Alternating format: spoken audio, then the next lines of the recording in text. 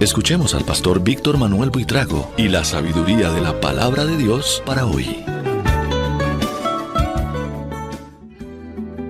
Efesios, un estudio inductivo. La carta a los Efesios enfatiza la soberanía de Dios, la gracia salvadora y a la Iglesia como el cuerpo de Cristo, donde judíos y gentiles son reconciliados en una nueva humanidad por la obra de la cruz. Bienvenidos a este apasionante estudio. Bendito Señor, te doy a ti toda gloria, toda honra, toda alabanza, y te doy gracias porque cada vez podemos profundizar más en tu palabra y lo hacemos a través de estos estudios. Te suplico en el precioso nombre de Jesús que tu Espíritu Santo nos guíe y nos ayude en este momento como lo has hecho todo este tiempo al estudiar Efesios. Gracias por tu mano poderosa que nos guía. Gracias por tu Espíritu Santo que nos llena de sabiduría y nos da la revelación que tú quieres darnos en cada lección que estudiamos. Gracias en el nombre de Cristo Jesús. Amén y amén. Me alegra estar aquí para que tengamos la lección número 16 del libro de Efesios. Hoy vamos a abarcar del capítulo 6, del versículo 10 hasta el 24. Y voy a iniciar leyendo los versículos 10, 11 y 12. Por lo demás, hermanos míos, fortaleceos en el Señor y en el poder de su fuerza. Vestidos de toda la armadura de Dios para que podáis estar firmes contra las acechanzas del diablo, porque no tenemos lucha contra sangre y carne, sino contra principados, contra potestades, contra los gobernadores de las tinieblas de este siglo, contra huestes espirituales de maldad en las regiones celestes. Este es uno de los pasajes como que más nos retan y nos desafían a nosotros a tener un cristianismo como un poquito más de guerra, de acción, de saber que nuestra lucha es una lucha más espiritual que carnal. Y por eso es importante esta parte del libro de los Efesios. Me parece bien que pasemos a nuestro PowerPoint, que es donde siempre nos ayudamos un poquito. Y pues entonces vamos a iniciar con la primera pregunta. ¿Por qué habrá dicho el apóstol fortaleceos en el Señor y en el poder de su fuerza? Porque la vida cristiana no se vive con las fuerzas propias, sino con el poder de Dios. Mire cómo traduce la Nueva Biblia Española. Dejen que los fortalezca el Señor con su poderosa fuerza. Porque fácilmente las esposas maltratadas pierden su fortaleza interior pensando que no vale la pena seguir viviendo sujetas a sus maridos. Y fácilmente los maridos se cansan en demostrar afecto a sus esposas que no respetan ni los acompañan. Fácilmente también los hijos se desalientan con los padres dominantes o castradores. Los padres llegamos en un momento a desalentar a nuestros hijos y también nos desalentamos nosotros con esos hijos rebeldes, incorregibles. Imagine qué decir del deterioro en las relaciones laborales con los empleados o con los patrones, donde el descontento se apodera de ambas partes. Por eso, en todas las áreas de nuestra vida necesitamos recibir la fortaleza o el poder de Dios para poder continuar nuestra carrera, para seguir avanzando con el viento en contra y perseverando a pesar de las heridas y los golpes recibidos. Todo esto es posible con la fortaleza de Dios. ¿Qué característica vemos nosotros en esta armadura? La armadura es una vestidura hecha con piezas de metal y cuero que se utilizaba para proteger el cuerpo de un soldado. Pero la armadura a la que se refiere el apóstol Pablo es diferente, porque no es de este mundo, es la armadura que usa Dios, es de Dios. En Isaías 59:17 podemos leer que Dios dice que de Dios es de justicia y que se vistió con una coraza, con yelmo de salvación en su cabeza. El Salmo 93:1 dice: Jehová se vistió, se ciñó de poder. La armadura de Dios debe utilizarse completa, no una parte sí y otra parte no, porque Pablo dice: vestíos de toda la armadura de Dios para que podáis estar firmes contra las acechanzas del diablo, o para poder resistir o para permanecer en la... Esta es una lucha un poco complicada, porque nosotros estamos acostumbrados a esa lucha como más con las personas que con la parte espiritual. Nuestra lucha es contra 4 grandes fuerzas. ¿Cuáles son esas grandes fuerzas?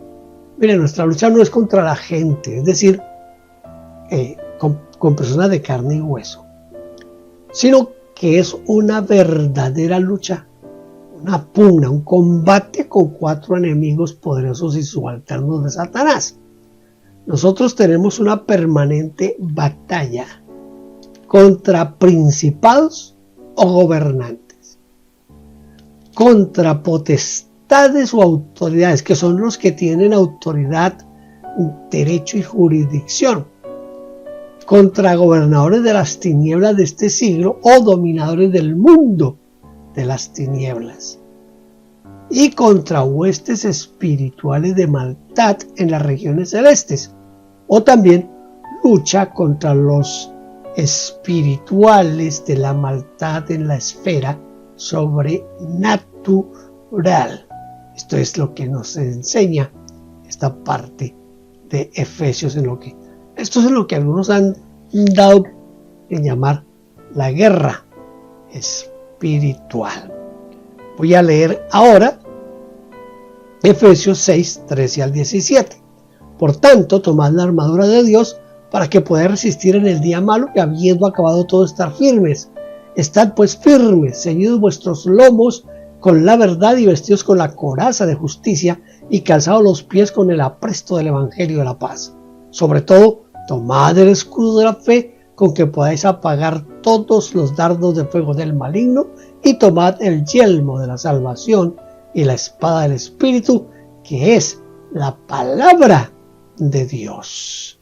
La palabra de Dios. La recomendación es bien fuerte y necesitamos nosotros ponernos como un poquito listos para esta lucha, porque es contra las huestes espirituales de maldad en la esfera sobrenatural. ¿Qué es el día malo? ¿Por qué dice? Para que podáis resistir en el día malo. El día malo es el tiempo del desgaste y falta de contentamiento que nos muestra Eclesiastés 12:1. El día malo es el tiempo de la adversidad, según Eclesiastés 7:14. Es también el tiempo del peligro, como nos muestra segunda a Timoteo 3:1. Dice que vendrán tiempos peligrosos. El día malo es tiempo de tribulación, como dice Apocalipsis 2:10. Es muy probable que muchos de los que no resistieron o se desmoronaron en su fe en el día malo fue porque no se cubrieron con toda la armadura de Dios, dado que el texto es claro aquí: tomad toda la armadura de Dios para que podáis resistir en el día malo. ¿En qué consiste cada parte de la armadura de Dios? Se puede afirmar que uno se viste de la armadura de Dios cuando dice la verdad. Dice: ceñíos vuestros lomos con la verdad. La palabra griega para lomos se refiere a lo íntimo, es ajustarse a la verdad desde el interior, desde adentro. Por eso cuando uno no es honesto y miente, se expone al ataque de los poderes del mal. Segundo, cuando es justo, y esto tiene dos caras, una donde Dios espera que seamos justos con los demás, y otra donde dependemos de la justicia de Dios que viene por la fe, según Romanos 4:3. Tercero, cuando uno se dispone a dar la noticia de la paz, dice calzados, escuche, calzados los pies con el celo del evangelio de la paz. Otros dicen con el apresto. Este del celo lo dice la Biblia de Jerusalén, es la que dice de esa manera. Cuarto, cuando apaga incendios con un escudo, tenga siempre embrazado el escudo de la fe que les permitirá apagar todas las flechas incendiarias del malo, dice la Nueva Biblia Española. Santiago dice que la lengua es un fuego, un mundo de maldad. Quinto, uno se viste de la armadura cuando se dispone para el combate convencido de la salvación de Dios. Ningún soldado se coloca el casco para proteger su cabeza si está descansando. El casco se coloca siempre antes de la acción. Cuando uno memoriza las escrituras, cuando memoriza la Biblia y las tiene presentes mientras ora o mientras ministra, dice: tomad la espada del Espíritu, que es la palabra de Dios. Como lo hizo el Señor Jesucristo, quien enfrentó a Satanás recitando de memoria textos del Antiguo Testamento. Si no conocemos las Escrituras, nos quedamos sin armas para el combate. Serio esto, muy serio. Si no le ponemos atención a la palabra de Dios, primero memorizándola, pero segundo vivificándola en nosotros, que sea parte de nosotros. En Efesios 6, 18 al 20 dice: orando. Esto es orando en todo tiempo, con toda oración y súplica en el Espíritu, y velando con ello con toda perseverancia y súplica por todos los santos y por mí, a fin de que al abrir mi boca me sea dada palabra para dar a conocer con denuedo el misterio del Evangelio, por el cual soy embajador en cadenas, que con denuedo hable de Él, es decir, de Cristo, como debo hablar. Tremendo. Este pasaje merece como un corolario, porque estoy aquí un poquito rápido porque el tipo de estudio me exige esto, pero yo creo que debiéramos de hacer un corolario con este pasaje de Efesios 6. ¿Cómo debemos orar? Mire, el apóstol Pablo comparte su enorme experiencia en la oración diciendo que debemos orar. El Señor Jesucristo también lo hizo. Él también nos habló de la necesidad de orar. Entonces, dice que debemos orar en todo tiempo. La versión latinoamericana dice: vivan orando. Y otra versión, la Nueva Biblia Española, dice: no pierdan ocasión de orar. Dice con toda oración o con toda clase de oraciones. Como ejemplo, oraciones privadas, oraciones públicas, oraciones espontáneas, oraciones leídas, oraciones usando los salmos o orando con el bosquejo del Padre Nuestro, oraciones clamorosas y oraciones silenciosas o con el pensamiento. Yo quiero aquí animarlo a que aquí en este canal usted va a encontrar yo estuve un tiempo tratando de ayudar a las personas a que aprendan a orar con la Biblia abierta, a orar con los salmos, a orar de diferentes formas.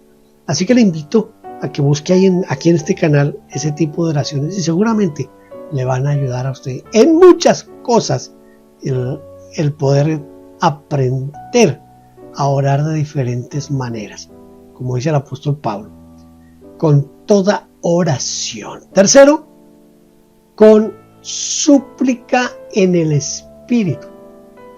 Es decir, dejando que el Espíritu nos guíe para pedir en la voluntad de Dios. Escuche, y que el Espíritu nos ayude con gemidos indecibles. Esto es lo que dice el apóstol Pablo en Romanos, ¿se acuerda? Dice que el Espíritu clama por nosotros con gemidos indecibles. Cuarto, con perseverancia, es decir, de manera continua, sin rendirnos, mantenernos ahí a pesar de las circunstancias. Orar suplicando, dice con súplicas por todos los santos, es decir, orando por todos los hermanos creyentes. Dice que debemos interceder por cada hermano en la iglesia. Usted tiene muchos hermanos por los cuales debe interceder. La versión latinoamericana dice intercedan por todos los hermanos. Suplicando por los pastores. Él dice, y también por mí, para que Dios ponga su palabra en mis labios y me conceda anunciar con valentía el misterio del Evangelio cuyo embajador soy. Entonces, no olvide orar por su pastor. Pídale al Señor, dígale en oración, Señor, bendice a mi pastor y llénalo de sabiduría y del poder del Espíritu Santo, para que él, cada vez que predique la palabra, lo haga bajo el poder, la unción, en la dirección del Espíritu Santo. ¿Qué significa el denuedo? El denuedo significa el esfuerzo, el valor, la intrepidez, el brío, la audacia, el ánimo, la resolución. Mire, el término griego significa franqueza, claridad, libertad, confianza, entrega. Podemos destacar que Pablo podía solicitar que la iglesia ore por él por cientos de motivos diferentes, incluso por su salud, pero se enfocó en un solo objetivo. Él tenía muchas necesidades, pero pidió por una sola cosa. Pidió que la iglesia, escuche, el apóstol Pablo está pidiendo aquí que la iglesia ore por él. ¿Por qué? Para que él pueda predicar el evangelio, y que cuando lo haga con denuedo. Es decir, que nada ni nadie impida que él pueda predicar la palabra de Dios. Voy a leer ahora Efesios 6, 21 al 24. Para que también vosotros sepáis mis asuntos y lo que hago, todo os lo hará saber Tíquico, hermano amado y fiel ministro en el Señor, el cual envié a vosotros para esto mismo, para que sepáis lo tocante a nosotros y que consuele vuestros corazones. Paz sea a los hermanos y amor con fe de Dios Padre y del Señor Jesucristo. La gracia sea con todos los que aman a nuestro Señor Jesucristo con amor inalterable. Amén. Amén. Amén. Muy bien. Hemos leído Efesios 6, 21 al 24. Vamos a hacerle las preguntas para sacar el provecho que necesitamos sacar. ¿Qué sabemos nosotros de Tíquico? Bueno, Tíquico fue el mensajero de Pablo, es decir, era una especie de informante de sus actividades, y se lo menciona también en Hechos 20:40, donde dice que acompañó a Pablo junto con otros hacia Asia. También se refiere a él en Colosenses 4:7. Todo lo que a mí se refiere os lo hará saber Tíquico.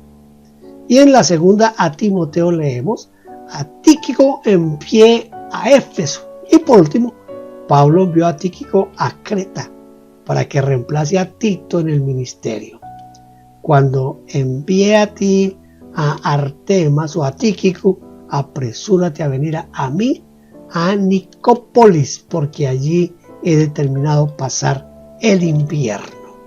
Esto le dice Pablo allá en Tito 3:12. Hay dos cosas que podemos aprender de Pablo al utilizar a Tíquico. ¿Cuáles son esas dos cosas? Bueno, aprendemos, en primer lugar, que debemos mantener informada a la iglesia. Dice, para que vosotros sepáis mis asuntos y lo que hago. No siempre lo hacemos, ya sea porque no damos importancia al asunto, o porque creemos que no es necesario, o para no exponernos a las críticas o a las posibles trabas. Pero Pablo, aún a riesgo de todo esto y mucho más, prefería mantener informados a los hermanos de todo lo que él hacía. Debemos saber elegir a nuestros voceros o comunicadores. Todo lo hará saber Tíquico, hermano amado y fiel, ministro del Señor, y que consuele vuestros corazones. El apóstol Pablo sabía que no todos eran fieles o dignos de confianza al repetir cualquier información.